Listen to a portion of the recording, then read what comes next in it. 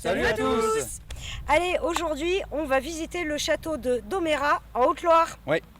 C'est quand même un ancien château féodal qui date du XVe siècle. Donc on va visiter tout ça et on se retrouve tout à l'heure.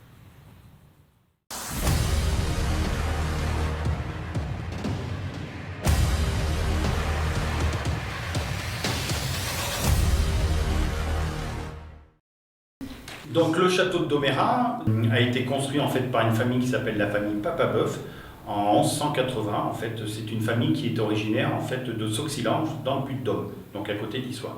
Donc là on le sait parce qu'en fait ils ont donné des terres en fait à l'abbaye de Sauxilange. Et plus tard, ils vont même donner l'église de Vezezou. Donc Vezezou, c'est entre Sainte-Florine et Brioude. Et ils vont la donner en fait aux Casadéens, donc à la Chaise-Dieu. Et ils s'installent à Domérat, ils deviennent les premiers seigneurs de Domérat. Pourquoi on ne sait pas, il n'y a pas de document qui explique pourquoi ils sont arrivés à Domérat. Le seul document qui existe aujourd'hui, qui est véridique, qui prouve que le château a été construit par les Papabeuf, il date de 1230. En fait, on a un parchemin qui est à la bibliothèque Mazarine à Paris, qui explique qu'en fait, ils ont prêté hommage à Alphonse comte de Poitiers. Il faut savoir qu'au XIIIe siècle, Alphonse comte de Poitiers, qui est le frère de Saint-Louis, qui est un des seigneurs les plus puissants de l'époque, reçoit l'Auvergne en appanage, c'est-à-dire que comme il est le frère cadet de Saint-Louis, il n'aura pas la couronne. Et donc son père, Louis VIII, a eu l'idée de donner des terres en fait, aux enfants, donc à son fils, pour éviter qu'il y ait des conflits d'intérêts. Voilà. Et donc on donne l'Auvergne. Donc il arrive en Auvergne, les Auvergnats sont un peu rebelles. Il faut savoir que les Auvergnats, ils n'étaient pas forcément déjà pour le roi de France, puisqu'ils étaient plus proches des Anglais, vu que la Guyenne, c'est ce territoire qui comprenait l'Aquitaine, le Périgord, le Limousin, le Pays Basque, qui allait jusqu'à Bayonne, est tenu par les Anglais. Donc on était frontalier avec eux. Et donc en fait, qu'est-ce qu'il fait? Il rase 80 châteaux, il met tout le monde d'accord, il reprend de force un peu l'Auvergne, donc les seigneurs obéissent, et la famille Papabeuf ne lui fait pas la guerre, au contraire, ils vont lui prêter hommage, ils le reconnaissent comme leur suzerain, leur chef, et donc ils prêtent hommage à Alphonse comte de Poitiers en 1230, et en 1240, ils vont le refaire. Donc c'est Astorg et Bertrand de Papabeuf, le père et le fils, qui vont prêter hommage pour le château de Domérat. C'est comme ça qu'on sait qu'il y avait un château à Domérat, construit par les Papabeuf. Et arrive derrière la famille de Langeac, une famille très puissante. La famille de Langeac, qui sont sénéchal d'Auvergne, ça veut dire chef des armées, et notamment Ponce II, qui est le sénéchal du duc de Jean de Berry, qui est en fait le frère de Charles VI, un homme très puissant, c'est un des plus grands seigneurs de France à l'époque, un des princes de sang. Donc la famille Ponce II de Langeac, qui est le sénéchal d'Auvergne, prend le titre de seigneur de Domérat, mais il n'habite pas le château. C'est son fils, Jean de Langeac, qui va tout simplement habiter le château. Donc il va reconstruire entre 1431 et 1435 le château de Domérat, et il va faire le château qu'on connaît aujourd'hui, puisque c'est un château plutôt 14e siècle, 15e siècle, je veux dire. Et le château des Papabeuf, on ne sait pas où il est. Il a été complètement rasé pour pouvoir reconstruire ce château-là. Voilà. Et lui, il va en faire une vraie forteresse. Un château extrêmement, ce qu'on appelle un donjon, c'est en auvergnat, ça veut dire le donjon, c'est un donjon résidence. Donc c'est un château qui a 4 tours, il a 5 tours en fait, mais il y a 4 tours de défense, qui font à peu près 20 mètres de haut, entouré d'un mantel, d'un mur de protection, elle possède 3 tours de 7 mètres. Il faut savoir que ce château a tout l'aspect d'un château féodal, mais il n'a pas les défenses adéquates, c'est-à-dire qu'il va construire des mâchicoulis, et il ne va pas faire d'archère, ni d'arbalétrière. Il faut savoir que tous les bois autour de Domérat n'existaient pas, ils étaient rasés bien avant, ils servaient justement pour la construction du château, ils servaient aussi parce qu'il fallait des terres agricoles, et c'était une question de défense, il ne fallait pas avoir du bois sous la main pour pouvoir construire des machines de guerre. Et vous aviez pas de bois, mais vous voyez ce château sur ce pison basaltique de 50 mètres avec pas de bois autour, mais tout blanc avec 7 tours qui le protègent. Ça donnait un signal fort et on savait à quelle famille on appartenait. Et donc la famille va y rester en fait pendant tout le temps. Elle va habiter Domérat. Et pourquoi ils habitent Domérat? Tout simplement parce qu'ils étaient barons de Langeac, mais ils étaient aussi capitaines de Brioude. Ce n'étaient pas les seigneurs de Brioude, mais ils géraient la ville au niveau de la sécurité et des impôts, puisque le sénéchal il lève l'impôt aussi.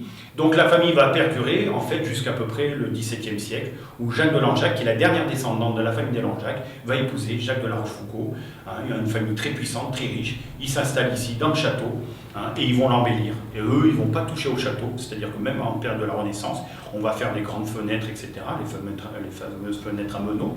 Ils vont en avoir quelques-unes ici sur le château, mais on ne rajoute pas de bâtiments, on va surtout rajouter des peintures, comme dans la pièce où on est aujourd'hui, ces magnifiques peintures qu'on a, c'est le résultat de leur travail.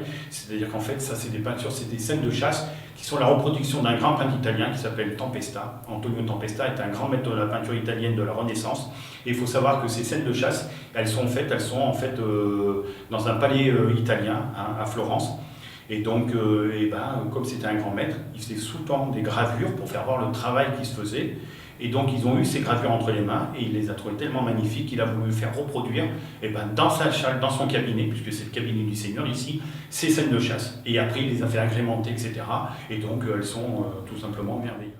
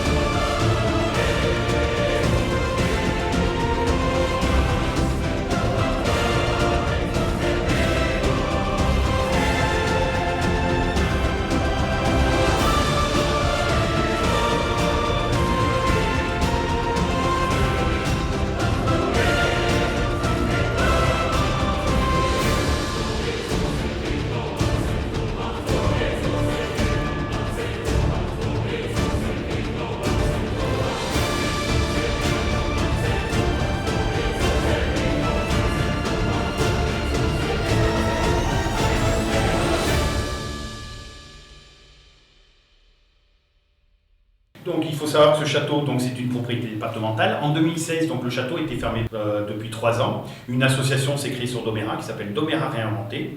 Et en fait, elle a demandé au département de pouvoir regérer le site. Donc on a fait en fait une proposition au département et on a signé un bail amphithéotique de 50 ans pour l'entretien, la restauration du château de Domérat et les visites. Il faut savoir que l'association, il y a 2 ans, maintenant 2 ans et demi, on a lancé une étude sur le patrimonial avec un architecte du patrimoine, Christian Laporte, qui est à Clermont-Ferrand. Et donc on a fait une étude générale sur le château pour avoir une partie de restitution du château.